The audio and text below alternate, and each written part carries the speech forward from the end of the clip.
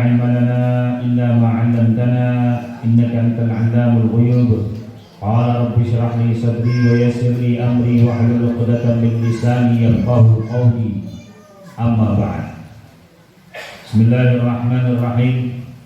Alhamdulillah kularan sampeyan kabeh dalu niki sampun sareng-sareng maosaken doa awal tahun Hijriyah 1442.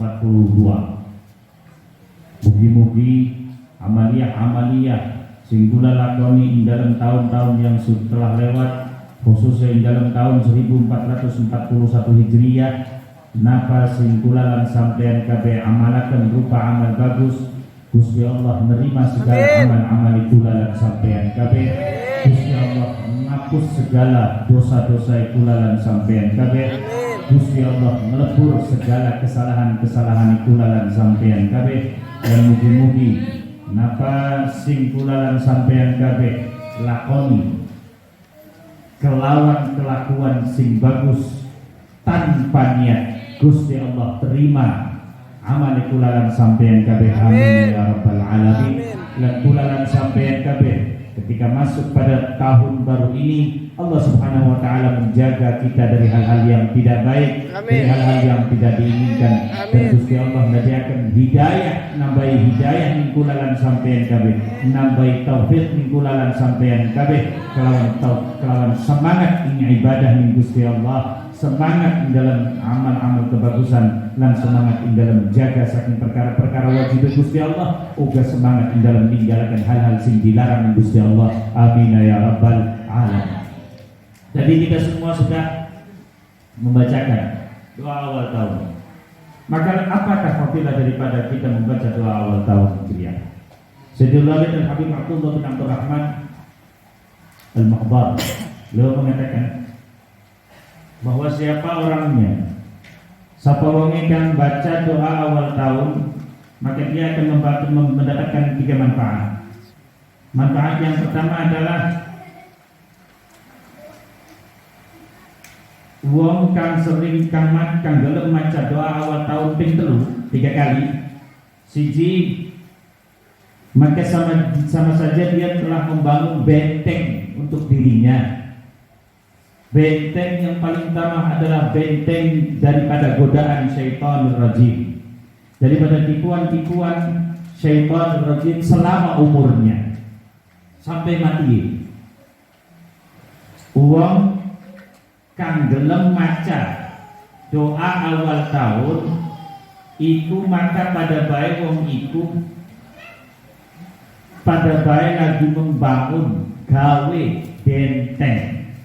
Benteng saking apa? Benteng perlindungan kanggo dheweke saking godaan-godaan, saking tipuan-tipuan syaitan, saking tipuan-tipuan syaitan ning sisa umurnya, dalam sisa umurnya. Umur sampeyan sing 18, umpama Allah Subhanahu wa taala ada yang umpama contoh, kemudian menentukan dia berumur 50 tahun, maka dari 18 ke 50 tahun ini Allah Subhanahu wa taala membuatkan benteng bagi dirinya. Untuk dari apa benteng itu? Perlindungan dari godaan dan tipuan syaitan rajim. Manfaat yang pertama. Manfaat yang kedua, ketika kita membaca doa awal tahun, khususnya 1442 Hijriah ini, maka Allah Subhanahu wa taala mengirimkan malaikat rahmat dan malaikat al-hafadhah, malaikat penjaga, mengirimkan 2 malaikat untuk menjaga dia dari syaitan dan atsba'uhu wa junuduhu, syaitan dan pengikut-pengikutnya, syaitan dan tentara-tentaranya. Maka orang itu akan diselamatkan oleh Allah Subhanahu wa taala. Jadi begitu kita membaca doa awal tahun tadi, kita telah membaca 3 kali, maka saat itu pula Allah Subhanahu wa taala menugaskan malaikat, 2 malaikat, malaikat rahmat dan malaikat perlindungan, Untuk apa tujuannya? Malaikat rahmat untuk menambah taufik dan hidayah kita. Malaikat hafazah adalah untuk melindungi kita dari hal-hal yang tidak baik. Ketika ada musibah, Allah Subhanahu wa taala melindungi kita, diselamatkan oleh Allah dari musibah. Ketika ada bala, Allah Subhanahu wa taala mengirim dua malaikat itu untuk menyelamatkan kita dari bala. Ketika ada bencana, Allah Subhanahu wa taala akan mengirim dua malaikat itu, menugaskan dua malaikat ini untuk menyelamatkan kita dari bencana tersebut. Maka dengan kita membaca doa awal tahun, kita diselamatkan oleh Allah dari bencana, dari bala, dari musibah, dan dari wabah. Apalagi ini sedang musim. Pada hal kita kepada pemerintah nuruta, ning ulama hormata, hormatis. Bisa dipercaya omongan-omongan konspirasi mohon bisa percaya. Kunci yang namanya virus itu buatan manusia. Maka jika engkau ingin selamat dari hal-hal kejelekan manusia, dekatilah zat yang menciptakan manusia. Kunci. Siapa Gusti? Allah. Itu virus. Berbeda dengan kuman. Kapan kuman ciptaan Gusti? Allah. Kawan Gusti Allah. Nah manusia ku anak kuman kabeh kan kasih orang kuman ini obat. Kuman yang mempertahankan daya tahan tubuh itu lewati kuman loh. Lewati kuman. Makanya Kanjeng Nabi mengajarkan sebenarnya kesehatan kudu cerbek. Mau bahasa Cirebon cerbek, apa bahasa Cirebon? Kotor, koprok. Kanjeng Nabi kan ngajarkan, wah harus mangan dilatih ya. Kuman gua apa? Ada kuman tersebut mempertahankan daya tahan tubuh kita tuh dijilati. Bisi kotor jorok, belum jorok, bisi Kanjeng Nabi dijilati. Wah makan apa nikah gorengan anak nyate aja tisu di usah pening sikil kadang-kadang orang ngomongin suku ternyata anak kabeh ning hati Kanjeng Nabi anak jadi kesehatan kuman maka kaidah ceklen yang namanya virus itu buatan manusia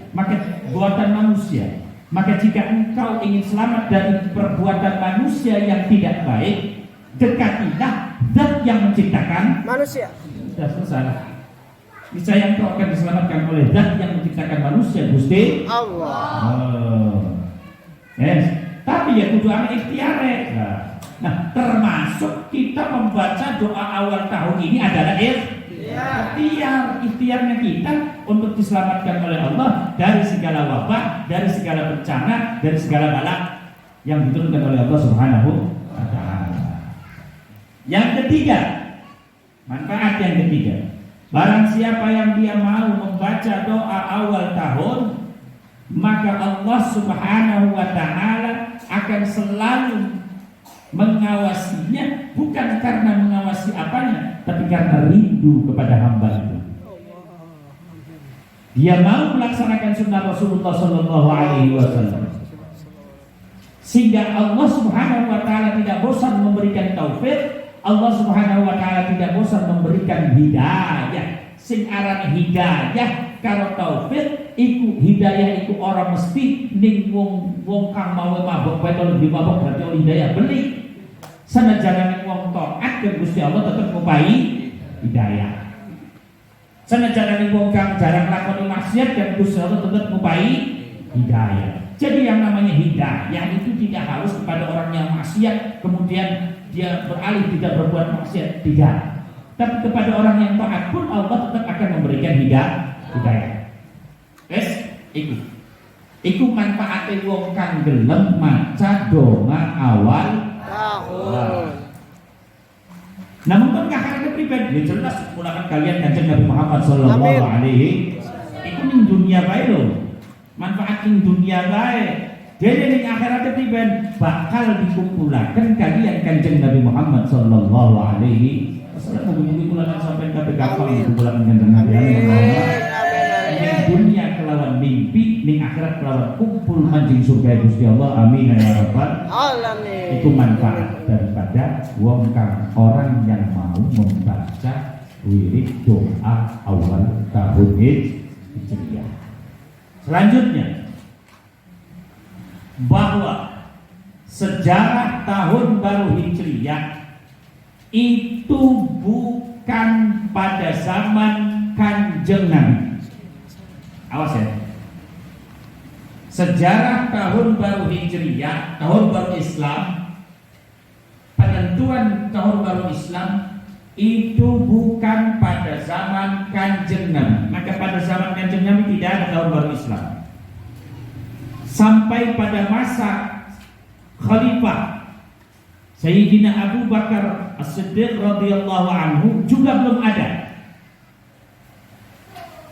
Tapi penentuan tahun baru Hijriah, tahun baru Islam itu terjadi pada masa kepemimpinan Khalifah Sayyidina Umar bin Khattab radhiyallahu anhu. Berarti penentuan tahun baru Hijriah adalah bid'ah hasanah. Awas, ada salah paham. Iya, yang lakukan zamannya Kanjeng Nabi. Dilakoni belum Kanjeng Nabi. Apa mana yang zamannya Sayyidina Umar? Dilakoni belum zamannya Sayyidina Umar. Tapi ditentukan ning zamannya Sayyidina Bakar orang kan. Tapi ditentukan ning zamannya Sayyidina Umar. Berarti setiap sesuatu yang tidak pernah dilakukan Kanjeng Nabi bid'ah di orang itu. Bid'ah. Wani sih ngomong bid'ah boleh. Wah, ini ngomong bid'ah wani bid'ah. Bid'ah tapi bid'ah sing bagus. Seperti ngomong bid'ah. Kan ngomong wani bid'ah sampai ngomong. Aja ngomong bid'ah. Bid'ah tapi bid'ah hasanah sing sebab pernah dilakoni Kanjeng Nabi. Kan di zaman Kanjeng Nabi itu laka. Lu patokannya apa di zaman Kanjeng Nabi? Patokannya di zaman Kanjeng Nabi itu kejadian-kejadian. Contoh perang, perhelatan Ka'bah, atau di zaman atau meninggalnya orang yang tersohor, orang yang punya kemuliaan di sisi Bani Arab. Nalikane buntikan Nabi Lu'ay bin Ka'ab bin Murrah meninggal, itu dijadikan patokan. Nalikane perang Gajah, mulanya kan Kanjeng Nabi didoakan di apa? Lahir pada tahun Gajah, karena patokan tahun pada waktu zaman Kanjeng Nabi dan bahkan sebelum zaman Kanjeng Nabi. Itu yang jadikan patokan adalah kejadian-kejadian yang luar biasa, kejadian-kejadian besar. Maka itu yang dijadikan patokan. Maka ketika pada zaman Sayyidina Umar, awas.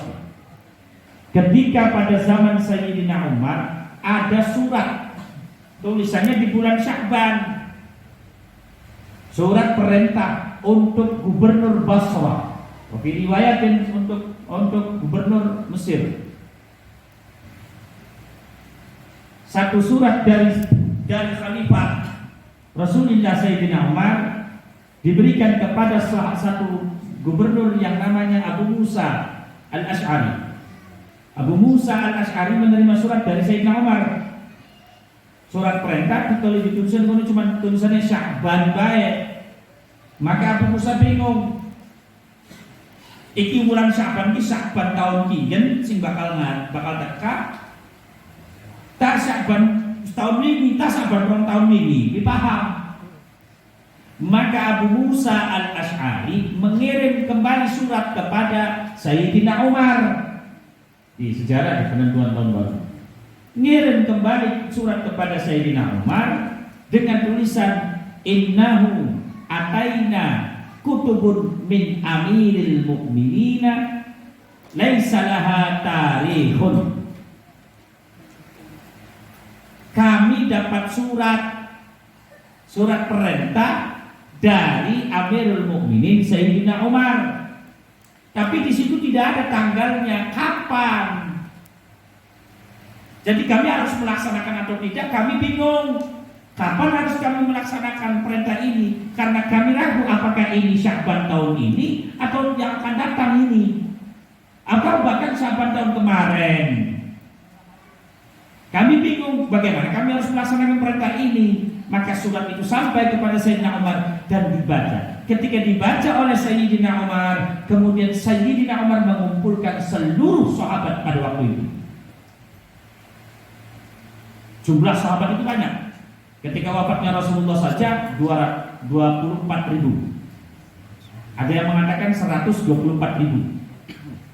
Wa akhirus sahabat mautan, dan sahabat yang paling akhir meninggal namanya Abu Tufail Amir bin Wa'ilah At-Tufaili. Amir bin Wa'ilah At-Tufaili, sahabat yang paling akhir meninggal pada tahun 100 Hijriah. Nah, kemudian Sayyidina Umar mengumpulkan seluruh sahabat pada waktu itu. Dan kemudian Sayyidina Umar berkata kepada para sahabat, kami dapat surat. Kami pula oleh surat ini. Surat apa Amirul Mukminin? Niki surat isiye iki isi usulan. Usulan apa sih? Surat ini ngusulaken kula oleh perintah lewat surat sing Amirul Mukminin, tapi bingung sebab niku lha ketanggalane. Jadi kula pengen melaksanakan perintah keder. Jadi pribadi iki. Maka Sayyidina Umar ngomongkan, wong Islam kudu duwe tanggalan dhewe. Wong Islam harus punya tarikh, punya tanggalan dhewe. Ayo digawe. Kapan enaknya? Ya harus digawe. Awal tahun yang dibahas tahun pertamanya dulu. Dimulai dari kapan enaknya? Ada yang usul Sayyidina Umar enaknya tahun pertama itu tandai kawin wafatnya Kanjeng Nabi. Wow, nyewat Sayyidina Umar. Sir dokter kan bener sedih malah. Berarti akan tahun pertama Islam. Mesti kamu bersedih ketika wafatnya Kanjeng Nabi. Lalu kamu malah membuat tahun baru. Usul mana? Kanjeng Sayyidina Umar priben namun dina lahir Kanjeng Nabi tahun awal tahunnya. Priben namun dina lahir Kanjeng Nabi awal tahunnya Sayyidina Umar. Maka ditolak pula.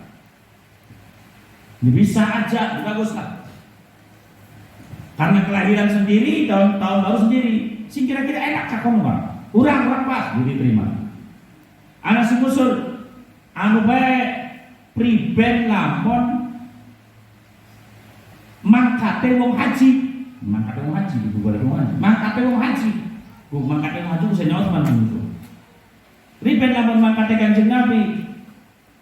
Wong iki saya dipas itu. Maka Sayyidina Ali ngacung.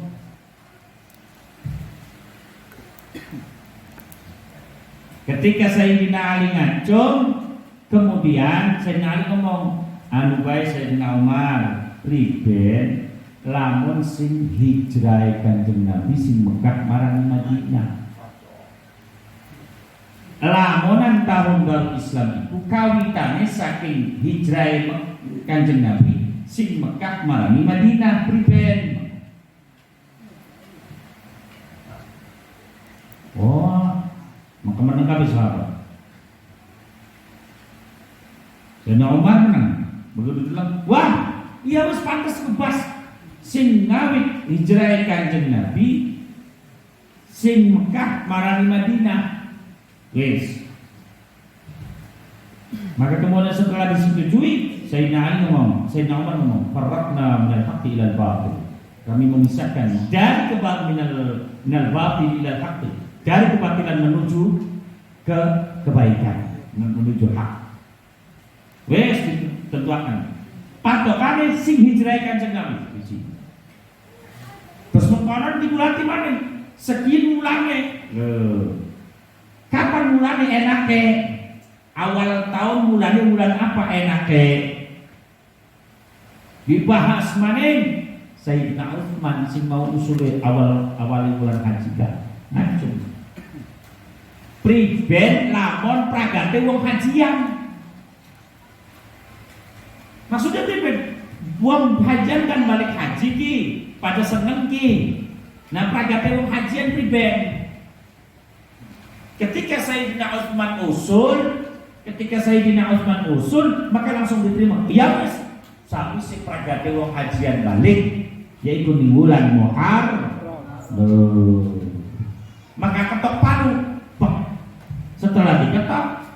Maka keputusannya adalah bahwa Islam harus punya tahun baru. Tahun barunya adalah tahun baru. Mulai hijrahnya Kanjeng Nabi mulai diarani Hijri. Awal bulannya adalah mulainya Muharram. Tanggal 1 Muharram. Itu terjadi keputusan itu ketika diputuskan bahwa awal tahun baru adalah bulan Muharram, patokannya adalah hijrahnya Kanjeng Nabi, maka kejadian itu terjadi diputuskan pada bulan Juli tahun 622 Masehi. Pada bulan Juli tahun 638 Masehi. Bulan Juli tahun 638 Masehi. 638 Kanjeng Nabi hijrah terjadi pada tahun 622 Masehi. Penentuan awal tahun baru Islam itu terjadi pada tahun 638 Masehi. Jauh. Kuprakan. Maka singgono wis keputusannya. Sampai itu baru sejarah. Makanya penceramah kapan yang tahun baru Islam kan mesti nyeritakannya hijrahnya Kanjeng Nabi. Karena patokan tahun baru itu dimulai dari hijrahnya Kanjeng Nabi. Patokan. Ada penghubungannya kalau bulan Muharram siapa? Pas kebenaran. Bulan Muharram termasuk bulan sing Gusti Allah mulyakaken lan dimulyakaken Gusti Allah. Muharram iku bulan sing Gusti Allah mulyakaken lan dimulyakaken Gusti Allah.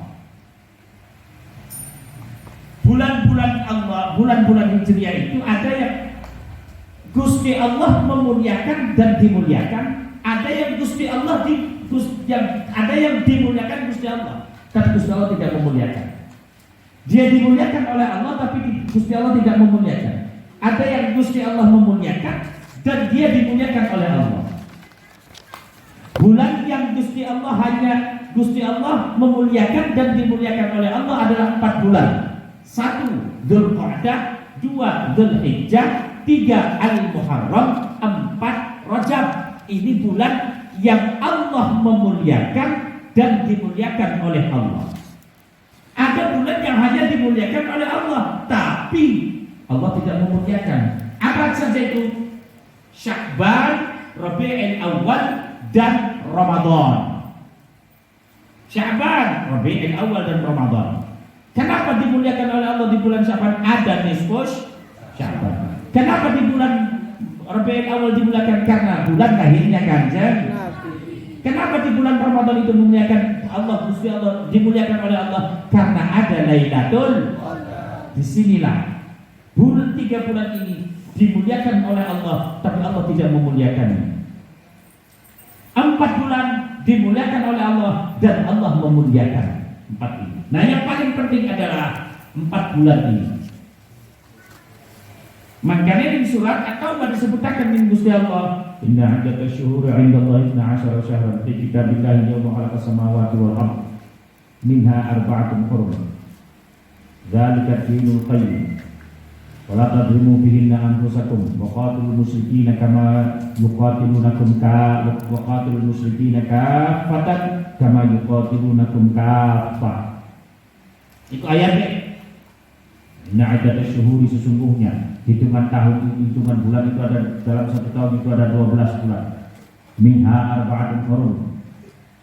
Dari 12 bulan ini ada 4 yang mulia, ada 4 yang haram.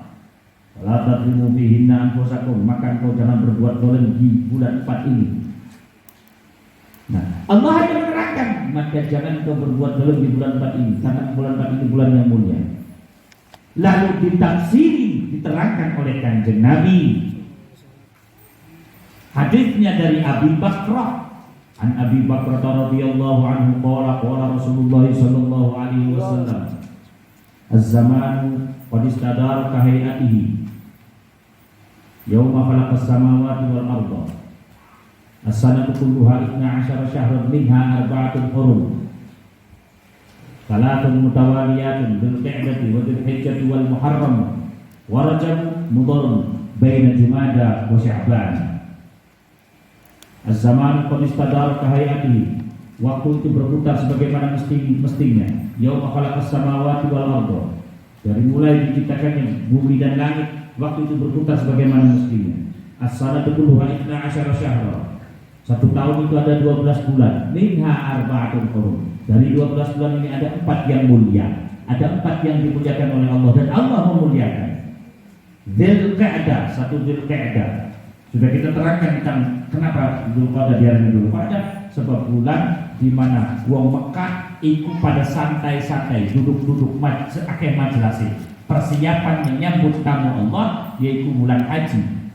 Makanya ini bulan Dzulqa'dah itu bulan nongkrong lamun dari bahasa Cirebon. Kenapa dinamakan Dzulqa'dah? Sebab bulan nongkrong. Jadi bahkan bulan Dzulqa'dah sing akeh nongkrong nih. Iya nongkrong kebenaran, itu nongkrong besakan. Sing akeh nongkrong nih. Nah, sekarang ini bulan Dzulqa'dah itu bulan nongkrong, bulan majlas. Dzulqa'dah itu duduk, jadi bulan nongkrong. Orang-orang Mekah yang tadinya pada berjualan ke Syam, berjualan pada menuju Mekah, ketika bulan Dzulqa'dah pada datang persiapan menyambut orang-orang yang datang haji. Makanya pada nongkrong maksudnya. Bulan duduk, bulan nongkrong, bulan majlasan. Jadi nomor loro bulan Dzulhijjah, mana Dzulhijjah bulan haji. Aku wong Jawa istilah Dzulhijjah itu digarani bulan Kapit. Kapit. Kenapa diarani Kapit? Sebab diapit. Nah, sebab diapit. Ini apa? Ini bulan Syawal dan Dzulhijjah. Diapit ning loro Id. Syawal lan Idul Adha. Mulane diarani bulan Kapit. Tapi awas, bulannya jadi sebab bulan diapit tapi duduk kejepit ya. Lah kalau sampai ngarani kejepit ya wis kejepit kabehane, kejepit. Jadi bulan Kapit itu maksudnya bulan diapit. Diapit ning dua Idul Fitri lan Idul Adha. Kapit. Jadi itu bulan kejepit. Bahwa kau ini kau sebulan Kapit apa simbol kau kawin sudah marah. Yang marah yang sudah sebelum kawin akhir tangan. Bukan. Di ada surat.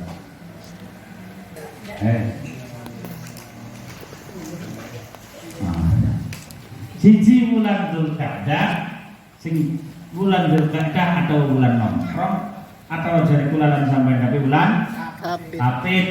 Maknane bulan sing diapit ning bulan ning Syawal dan Dzulhijjah. Diapit ning loro. Nomor loro bulan sing Gusti Allah muliakan lan dimuliakan Gusti Allah yaiku bulan Dzulhijjah. Nomor 3 iki bulan Muharram. Nomor 3 bulan Muharram. Nah, maka sapa wong ingkang mancing ning bulan Muharram ya kudu muliakan sebab siji bulan iki bulan sing Gusti Allah muliakan tur dimuliakan Gusti Allah. Maka kulalan sampean kabeh sing dadi umat Kanjeng Nabi ya siji muliakanlah fa insyaallah kulalan sampean kabeh bakal dimuliakan Gusti Allah. Jadi muliakanlah bulan yang dimuliakan Allah dan Allah memuliakan. Maka uripe kulalan sampean kabeh bakal dimuliakan Gusti Allah. Priben cara ya mesti ngaki ibadah, ngaki agawe kebagusan. Paling sering dikandani kan kenen. Akeh pada kelalen ning ayat saruse. Fala tadzlimu fihinna anfusakum. Maka aja pada zalim sapa sira kabeh fihinna ing dalem patang wulan iki anfusakum. Awak dhewe sira kabeh aja pada zalim.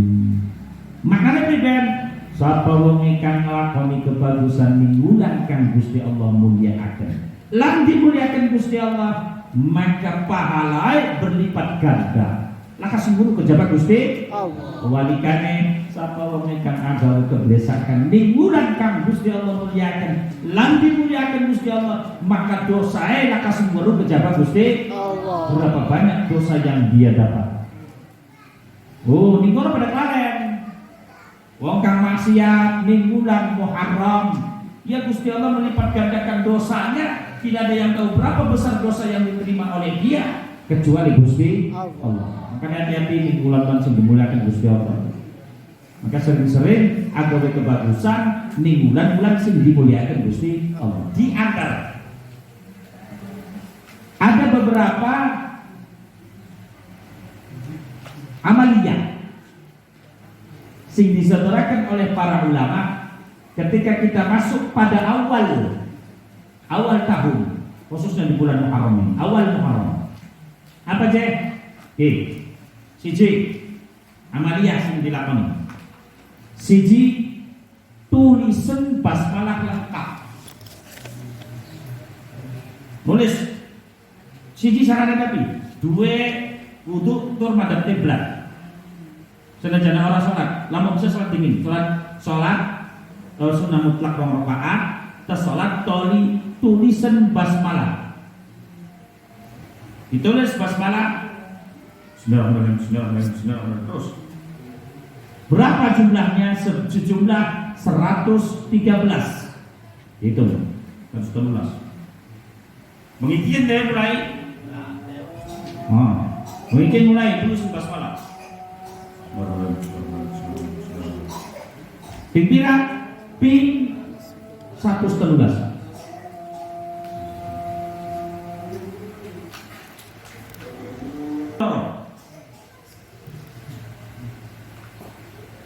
Amalan sing keloro. Nulis ayat. Apa amina ahlul qura ayyatiyahum ba'suna bayatan wa hum na'imun. Awa amina ahlul qura ayyatiyahum ba'suna bayatan wa hum yal'abun. Afa aminu makrallahi fala ya'manu makrallahi illa al-qaumul khasirin. Ditulis. Nah, ditulis mingetas. Terus cemplungaken banyu begini nggih. Cemplungaken banyu. Nah, terus cemplungaken banyu. Karena ada kiblat dalam keadaan suci. Terus cemplungaken banyu, tapi diciprat-cipratakan ini tembok rumah. Warasyahu fi zawayal baiti awid dari.